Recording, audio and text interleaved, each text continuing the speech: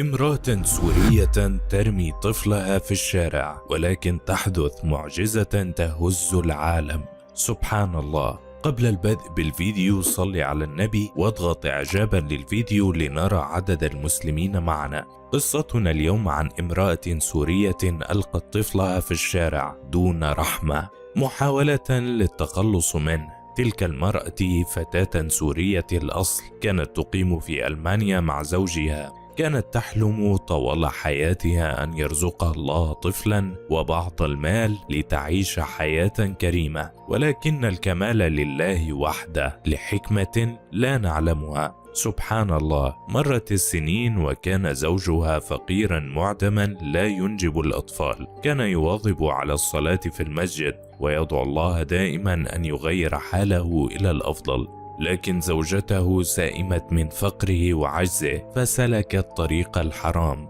وأقامت علاقة غير شرعية مع رجل آخر، ثم عادت إلى بيتها كأن شيئا لم يحدث، ولم يكن زوجها يعلم بما فعلت. وعندما عاد زوجها من المسجد لاحظ اضطرابها فسألها: ما بالك اليوم؟ فقالت: لا شيء، ابقى في صلاتك ودعائك. وبعد فترة قصيرة اكتشفت المرأة أنها حامل، فقررت أن تخبر زوجها بالحقيقة وقالت له: لقد خنتك وأنا الآن حامل ولا أريد أن أعيش معك بعد اليوم. ابقى أنت في المسجد فأنا سأتزوج من أحببته وأنا الآن حامل منه.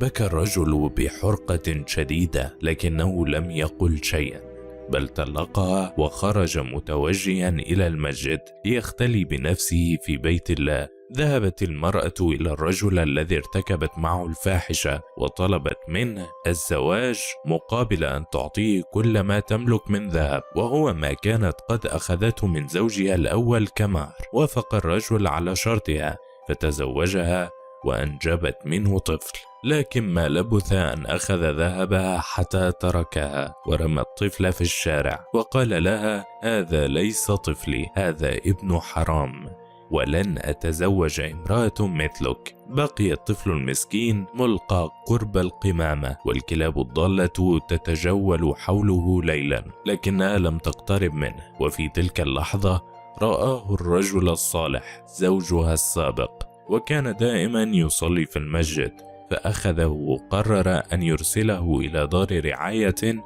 ليعتنوا به. وعندما وصل إلى الدار وجد هناك امرأة مسنة تبكي. سألها: ما بك؟ قالت: بلغت من العمر 60 عاما ولم يرزقني الله طفلا، فجئت إلى هنا لأتبنى طفلا صغيرا، لكنني لم أجد طفلا حديث الولادة. فقال لها الرجل: خذي هذا الطفل واعتني به جيدا. فرحت المرأة المسنة كثيرا وأخذت الطفل وهي تبكي، ولم يكن الرجل يعلم من تكون تلك المرأة، إذ كانت زوجة رجل أعمال ثري يملك من المال ما لا يحصى. وبعد أيام قررت تلك المرأة أن تعطي الرجل مبلغا كبيرا من المال جزاء معروفه، مبلغا يكفيه للعيش طوال حياته دون حاجة إلى العمل. فقال الرجل متعجبا: والله لا أصدق هذه القصة حتى في الخيال.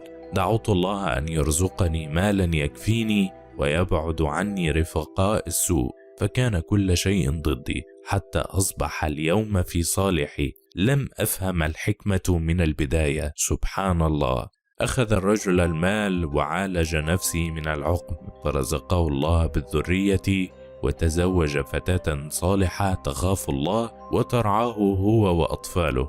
أما تلك المرأة السورية فقد تشردت في الشوارع وأصبحت تتمنى رغيف خبز أو مأوى يأويها، لكن الله لا يظلم أحد.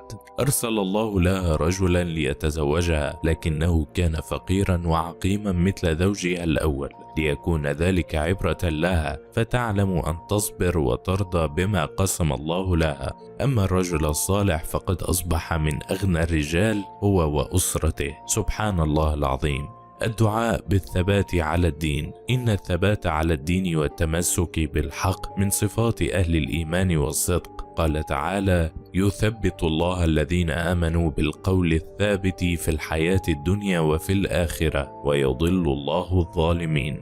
ويفعل الله ما يشاء. ولنا في رسول الله صلى الله عليه وسلم قدوة حسنة في الثبات. فعن أم سلمة رضي الله عنها قالت: كان رسول الله صلى الله عليه وسلم يكثر في دعائه أن يقول: اللهم مقلب القلوب ثبت قلبي على دينك. قالت: قلت يا رسول الله أو إن القلوب لا تتقلب؟ قال: نعم، ما من خلق الله من بني آدم إلا وقلبه بين إصبعين من أصابع الله، إن شاء أقامه وإن شاء أزاغه. ومن أهم الأمور المعينة على الثبات الالتزام بأوامر الله وطاعته. قال تعالى: ولو أنهم فعلوا ما يوعظون به لكان خيرا لهم وأشد تثبيتا. وكذلك طلب التثبيت من الله تعالى، فمهما اجتهدنا في الطاعات فلا غنى لنا عن توفيقه وثباته. إن تجتنبوا كبائر ما تنهون عنه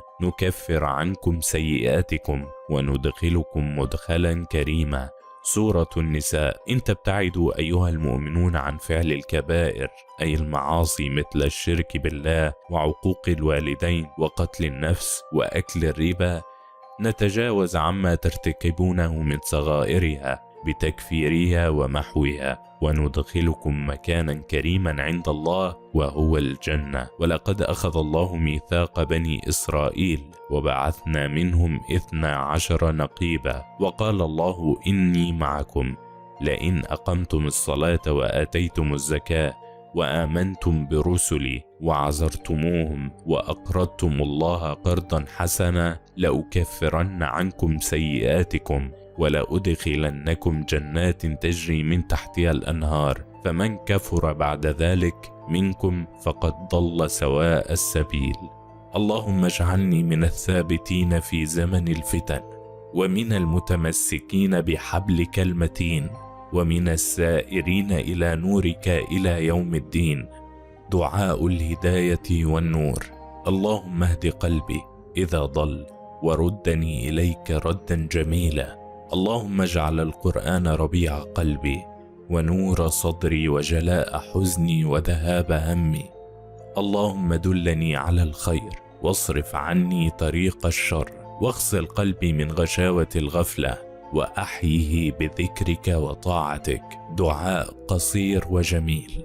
يا الله، ثبت قلبي على محبتك، ولا تجعل الدنيا أكبر همي، ولا الفتنة تزيغ بصري عن رضاك. اللهم اجعل لي في كل خطوة نورا، وفي كل قرار توفيقا، وفي كل لحظة قربا منك. دعاء في وقت الضعف. يا رب، حين تضعف نفسي قوها بذكرك، وحين تتوه خطواتي ردني إليك، وحين أخطئ سامحني برحمتك.